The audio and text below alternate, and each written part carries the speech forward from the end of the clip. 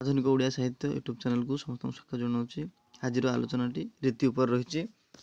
चलते रीति उपर टिके आलोचना करिया।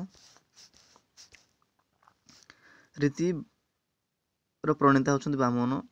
सी होचंदी बामन होचंदी आद्य प्रणेता। भारतीय काव्य परंपरा रे पदरचना, वाक्य विन्यास और वाक्य सज्जीकरण पद्धति रीति भाव में स्वीकृत होइछि। गोटे कथा को विभिन्न भाव में प्रकाश करिवार जो विशिष्ट लेखन शैली अवलंबन करा जाए ताहार नाम होची रीति। पदमानकर विशिष्ट रचना अथवा संगठन को रीति मध्य कहा जाए। संस्कृत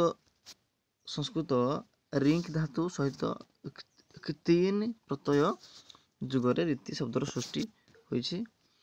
इंग्रजी रे ताको स्टाइल बोली कहा जाय थाए। संज्ञा यदि देखिबा रीतिर संज्ञा केते जन विशिष्ट रीतिकार मान दैछंती। जहा प्रथमे आचार्य बामन कहछंती रीतिरात्मा काव्यस्य। से काव्य अलंकार सूत्र रे ए कथाटी कहछंती रीतिरात्मा काव्यस्य।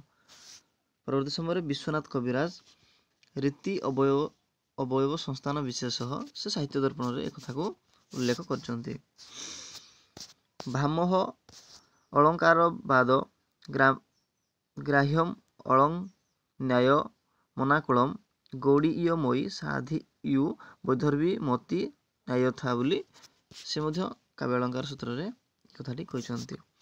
परवर्ती समय आनंदवर्धन मध्य असमास समासेन मध्य मेन च भूमिता तथा दीर्घ समासेति त्रिधा संघट नोदिता बोली से धन्य लोकर मध्य मत व्यक्त करछंती। परवर्ती समय आसले राजशेखर जे कहले कि बेश विन्यास क्रम प्रवृत्ति विलास विन्यास क्रम प्रवृत्ति पुनी वचन विन्यास क्रम रीति बोली से काव्य मीमांसा रे एक कथा को कहछंती।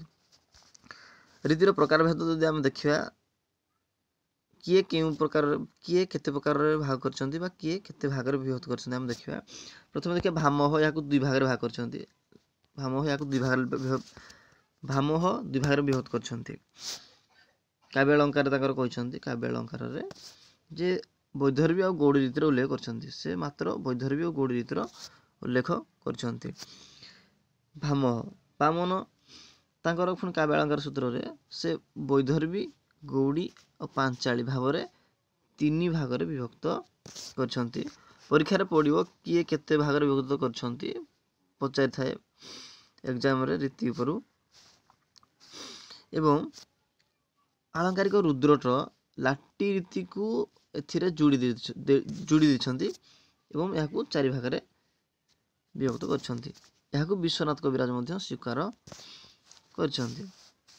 याकू विश्वनाथ कविराज स्वीकार करछंती 4टी रीति को।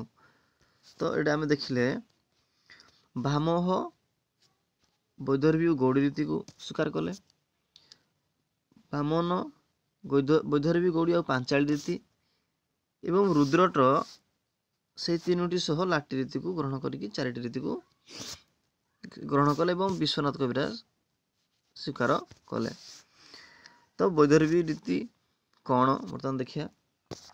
श्रेष्ठ रीति यह जो श्रेष्ठ रीति ये वैशिष्ट्य गुड़िक परीक्षा पचारि थाए। माधुर्य गुण प्रकाशक समासहीन थाए पद समासहीन पद रचना एवं अल्प समास युक्त पद सृष्टि होता है। यही पॉइंट गुड़िक देखा पड़ो।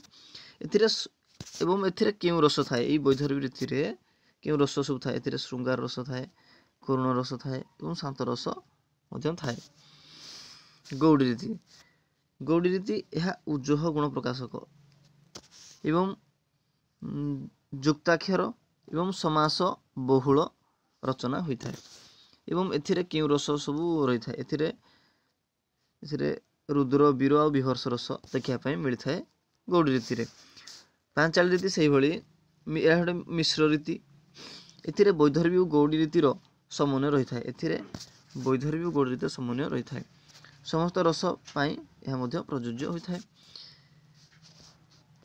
वैधर्वी ଓ ଗୌଡ଼ି ରୀତି ପାଇଁ ଉଦ୍ଦିଷ୍ଟ ଥିବା ବର୍ଣ୍ଣ ବ୍ୟତୀତ ଅବଶିଷ୍ଟ ବର୍ଣ୍ଣଯୁକ୍ତ 5 କିମ୍ବା 6 ପଦ ବିଶିଷ୍ଟ ସମାସଯୁକ୍ତ ରଚନାକୁ ପାଞ୍ଚାଳି ରୀତି ବୋଲି କୁହାଯାଏ। ବୈଦର୍ଭୀ ଓ ଗୌଡ଼ି ରୀତି ପାଇଁ ଉଦ୍ଦିଷ୍ଟ ଥିବା ବର୍ଣ୍ଣ ବ୍ୟତୀତ ଅବଶିଷ୍ଟ ଯେଉଁ ବର୍ଣ୍ଣ ରହୁଛି ଏବଂ 5 କିମ୍ବା 6 ପଦ ବିଶିଷ୍ଟ ସମାସଯୁକ୍ତ ରଚନାକୁ ପାଞ୍ଚାଳି ରୀତି କୁହାଯାଇଥାଏ। ଶେଷରେ ଆସୁଛି ଲାଟି ରୀତି, ଯେଉଁଟାକି ରୁଦ୍ରଟ ଗ୍ରହଣ କରିଥିଲେ। ବୈଦର୍ଭୀ ଆଉ ପାଞ୍ଚାଳିର ମଧ୍ୟବର୍ତ୍ତୀ ରୀତିକୁ ଲାଟି ରୀତି କୁହାଯାଇଥାଏ। ତ ଇଏ ଥିଲା ରୀତି ଉପରେ ସମ୍ପୂର୍ଣ୍ଣ ଆଲୋଚନାଟି। ଏଇ ଭିତରୁ ହିଁ ରୀତି ଯଦି ପ୍ରଶ୍ନ ଆସିବ ଏଇ ଭିତରୁ ହିଁ ଆସିବ। ୟାକୁ ଭଲସେ ନୋଟ୍ କରନ୍ତୁ ଏବଂ ଭଲସେ ମନେ ରଖିବେ।